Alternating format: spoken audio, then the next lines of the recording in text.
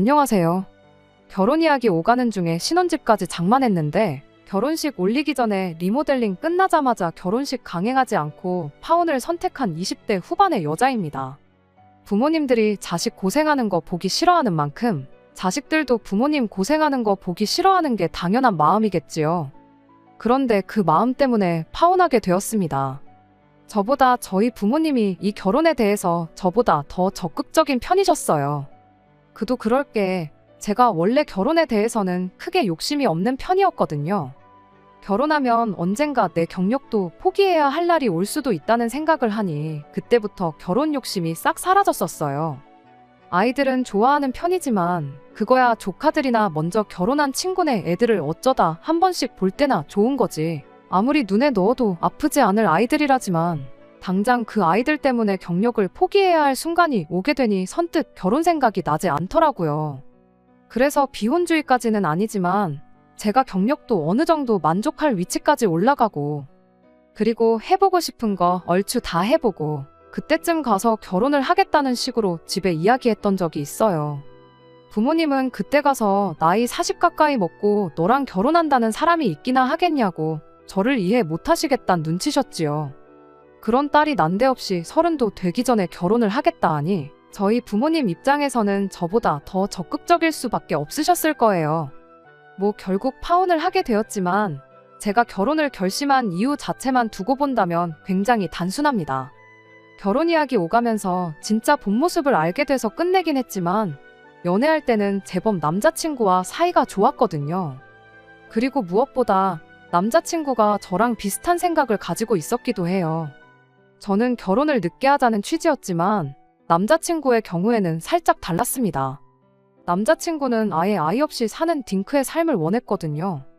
남자친구 어머니, 그러니까 저한테는 예비시어머니였죠. 아무튼 예비시모가 미술 쪽 일을 전공하셨다고 해요.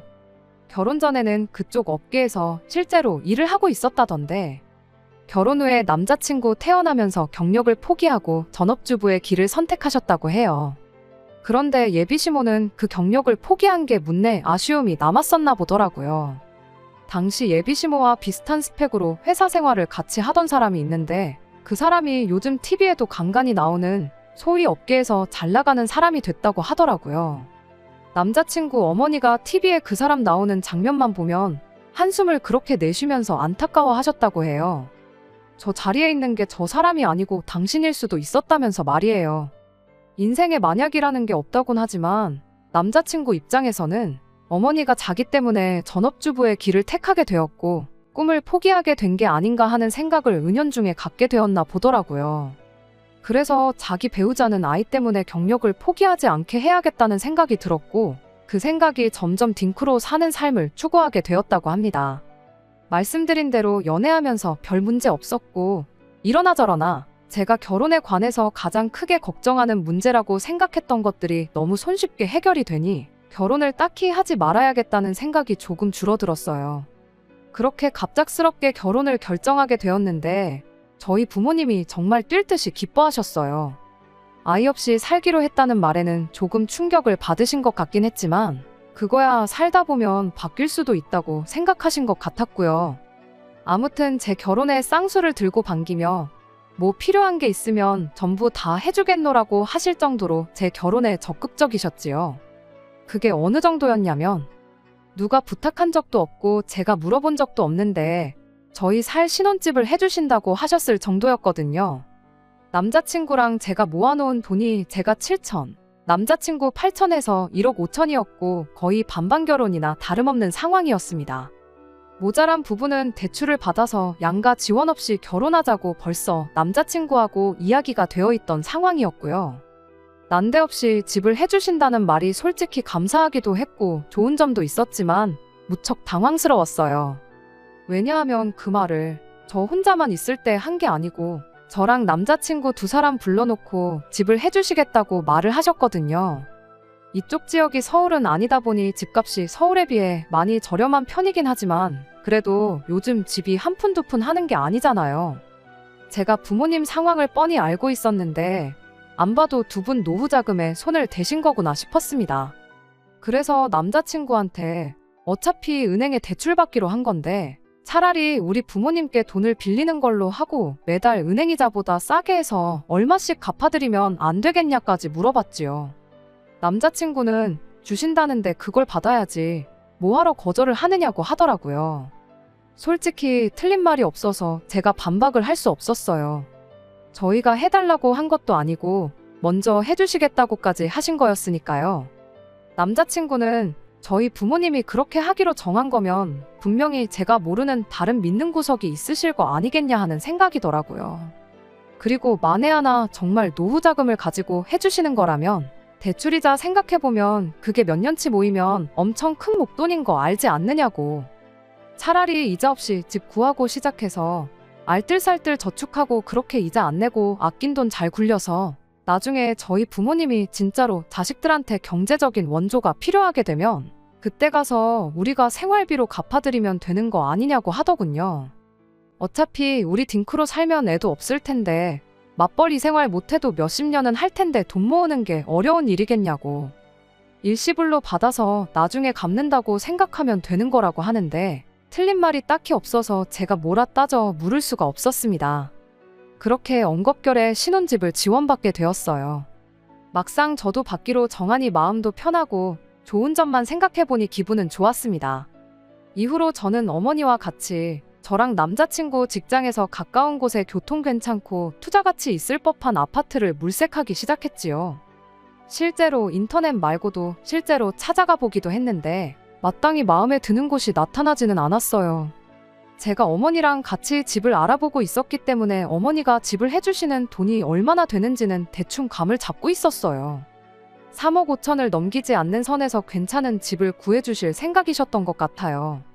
그런데 어느 날 남자친구가 이 집은 어떠냐며 저한테 핸드폰으로 뭘 하나 보내주더라고요. 자기도 신혼집 구한다니 인터넷으로 이 집 저 집 매물을 확인했던 것 같더라고요.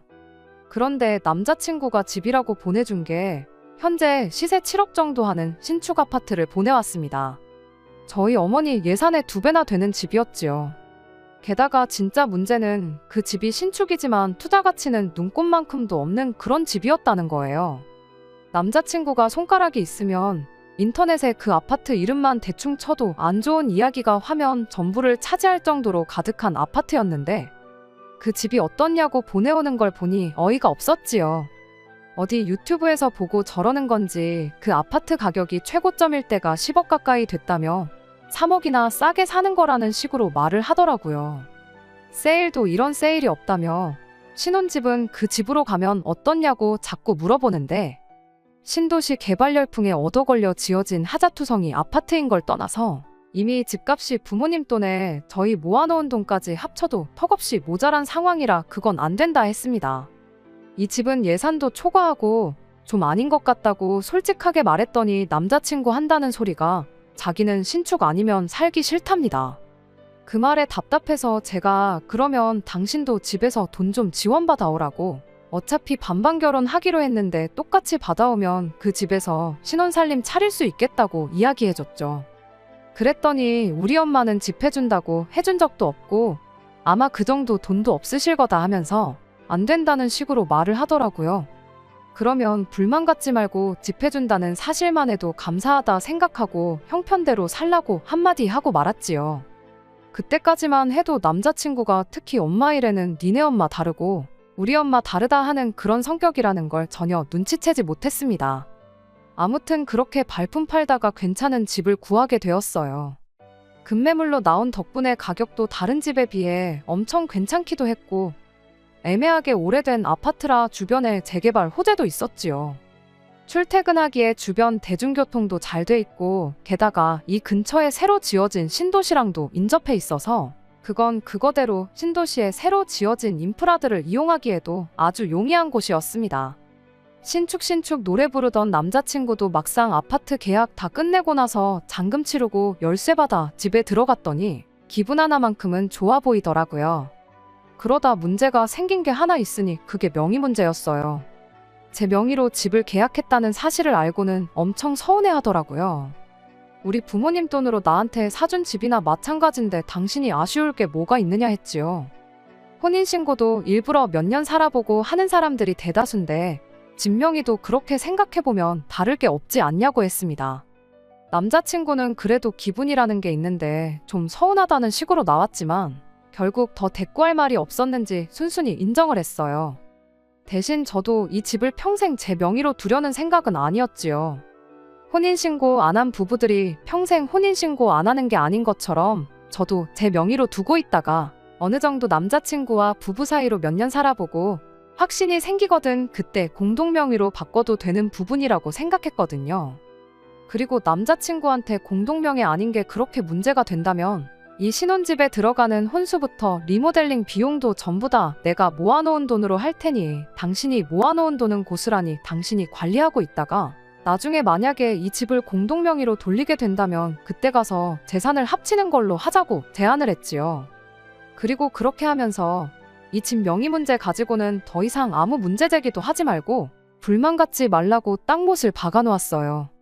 남자친구도 합리적인 것 같다 말하고는 그 이후로 공동명의 이야기를 직접 꺼낸 적은 없었습니다. 아무튼 신혼집까지 구해진 마당에 이후에 결혼 준비는 순풍만난 돛담배 마냥 빠르게 진행되기 시작했어요. 결혼 비용 전반적인 걸 제 돈에서 해결하기로 했기 때문에 리모델링을 제일 나중으로 미루게 되었습니다.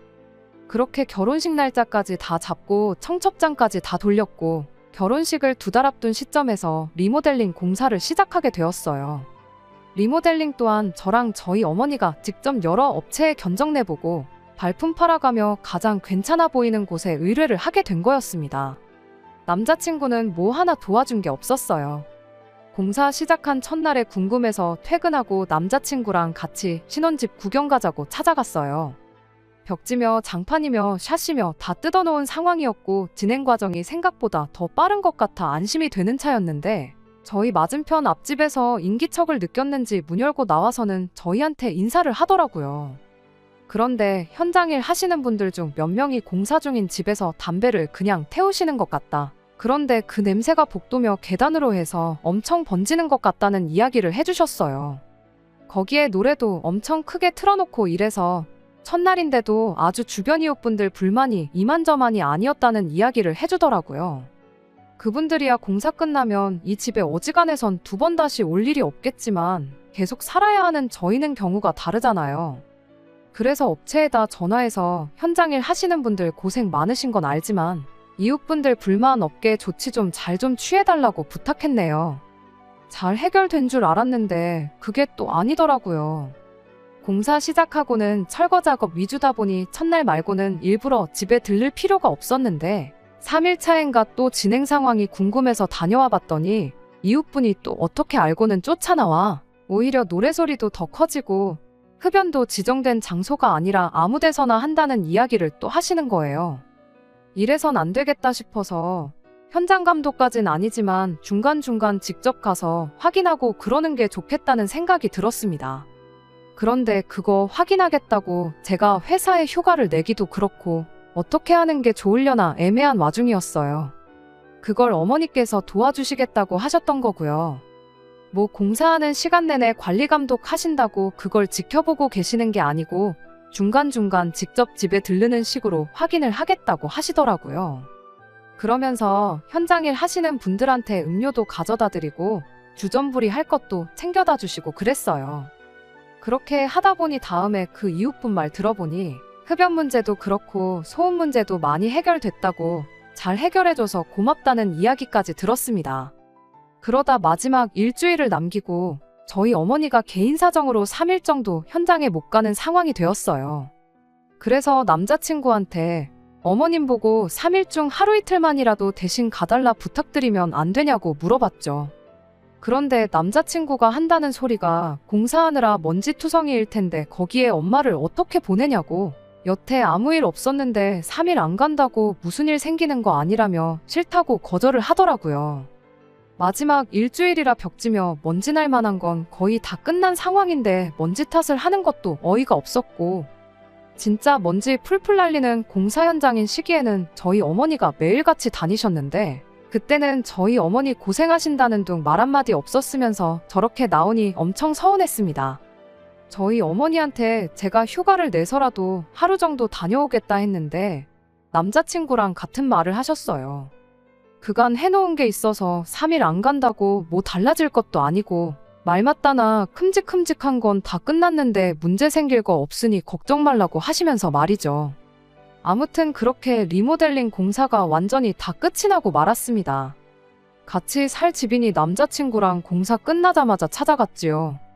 샤시부터 해서 정말 전부 다 뜯어고친 거나 마찬가지다 보니 신축 타령하던 남자친구도 집 좋다고 하면서 엄치를 치켜들고 그랬어요.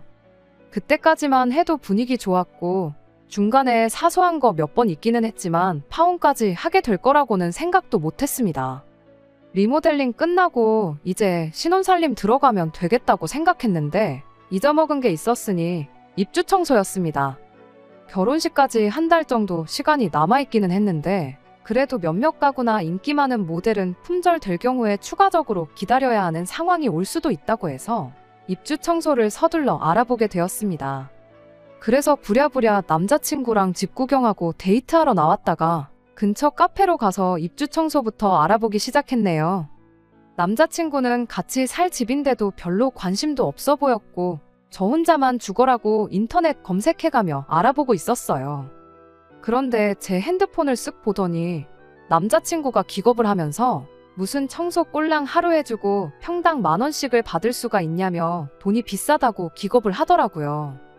34평 아파트라 30만 원 정도 견적이 나왔는데 청소 한번 해주고 30만 원을 받는다고 하면서 자기도 회사 다니지 말고 청소나 열심히 할 걸 그랬다면서 빈정대고 있더라고요. 그러더니 아무리 생각해도 청소 한번 하는데 30만 원이나 내는 게 이해가 가지 않는다고 하면서 그냥 장모님한테 한 10만 원 쥐어주고 대신 청소해달라 그러면 어떠냐고 그 편이 더 싸게 먹히지 않느냐고 하는 거예요. 처음에는 이 인간이 농담을 왜 이렇게 비호감으로 하지 싶어서 한번 노려보고 말았는데 거기서 끝났으면 그래도 그냥 넘어갔을 수도 있던 걸. 남자친구가 혼자 뭐가 그렇게 재밌는지 2절에 3절까지 하기 시작한 거예요. 장모님 용돈도 드릴 겸 청소시키면 딱이지 않냐고.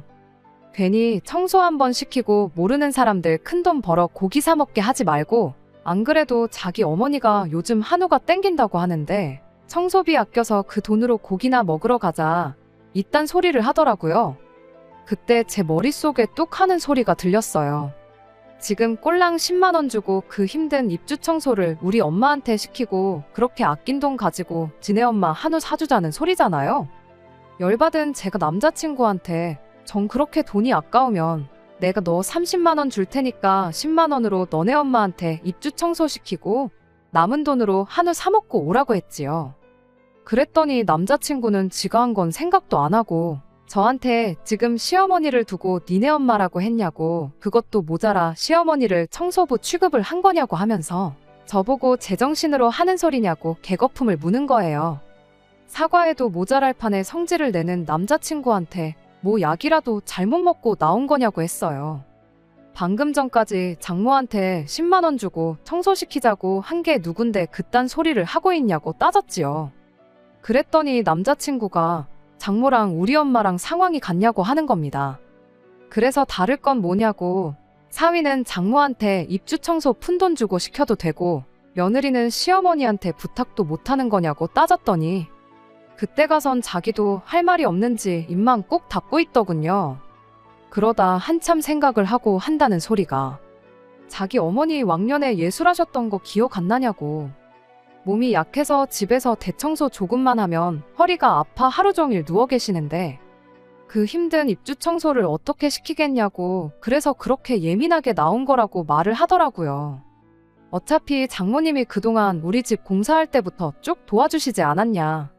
우리 엄마는 체력적으로 그렇게 할 상황이 못 된다 하면서 그래서 장모님한테 청소해달라고 부탁드리려는 거다 이렇게 말을 덧붙이는데 말을 하면 할수록 남자친구가 평소에 어떤 생각을 하고 사는지 보이더라고요. 우리 엄마 고생시키는 건 싫지만 장모는 고생 좀 해도 된다. 이 말이나 마찬가지잖아요? 대청소하고 허리 안 아픈 사람이 어디 있겠어요.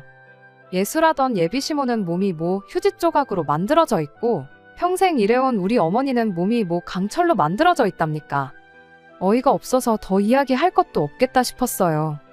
애초에 생각해보니 신혼집 구할 때 7억짜리 신축 아파트 이야기 꺼내며 우리 엄마는 돈 없다고 할 때부터 먼지투성이 현장에 울 엄마가 가서 뭘 하겠냐 할 때부터 알아봤었어야 했어요. 그러니까 진작부터 남자친구 머릿속에는 시어머니는 대접받아야 하는 고귀한 존재고 장모는 딸 생각에 굳은 일 대신 해줘도 되는 그런 존재로 생각하고 있었다는 소리잖아요. 괜히 길게 끌어봐야 뭐 좋을 게 있냐 싶어서 그냥 결혼 엎어버리자고 했습니다. 남자친구가 그게 무슨 소리냐고 청첩장도 돌리고 신혼집까지 다 끝낸 마당에 이제 와서 무슨 파혼을 논하냐며 몰라서 그런 건데 한 번만 봐달라고 싹싹 빌기 시작하더라고요.